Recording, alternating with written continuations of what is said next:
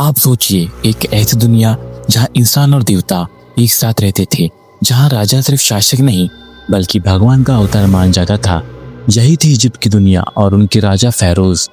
लेकिन एक सवाल हमेशा से साइंटिस्ट और हिस्टोरियंस को कंफ्यूज करता रहा है, फेरोज को अपनी डिवाइन पावर का एहसास कहां से मिला?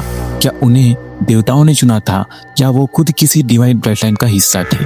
इजिप्शियन माइथोलॉजी के हिसाब से पहला राजा नार्मर नहीं बल्कि ओरिसिस था, एक ऐसा देवता जो आसमान से आया, जिन्होंने इंसान को सिविलाइजेशन दी, खेती सिखाई और मात यानी कॉस्मिक बैलेंस का ज्ञान दिया। उनके बाद उनकी पत्नी इसिस और बेटे हॉरस ने भी इजिप्ट पर राज किया।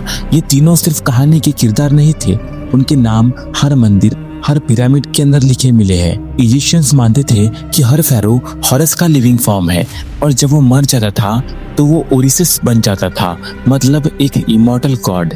उनके लिए फेरो सिर्फ एक रूलर नहीं था, वो अर्थ पर एक कॉस्मिक ब्रिज था, देवताओं और इंसानों के बीच। पर यहाँ एक और राज छुपा है। इजिप्ट के प्राचीन लिखों में लिखा है कि उनके गॉड्स कभी कभी आसमान से झिलमिलाते पत्थरों में आते थे। उन्हें कहा जाता था बेनबेन स्टोन्स, जो आसमान से गिरे थे और जिनसे फेरोज को डिवाइन एनर्जी मिलती थी।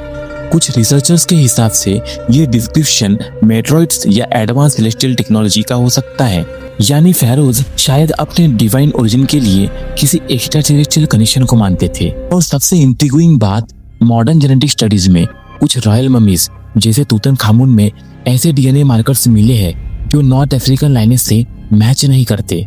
साइंटिस्ट अब तक कंफ्यूज है, ये म्यूटेशन कहाँ से आया? क्या ये वही डिवाइन ब्लडलाइन का प्रूफ हो सकता है जिसका जिक्र प्राचीन इजिप्ट में मिलता है? तो हो सकता है फेरोज असल में एक हाइब्रिड रेस थे, आधे इंसान और आधे कुछ और।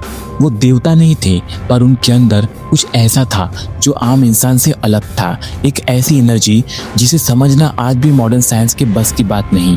फेरोज एक ऐसी सिविलाइजेशन के अवतार जो खुद के देवता थे। उन्होंने हमें सिखाया कि डिवाइनिटी एक कॉन्सेप्ट नहीं, एक लीगेसी है जो हम सबके अंदर छुपी है, बस उसे पहचानना बाकी है।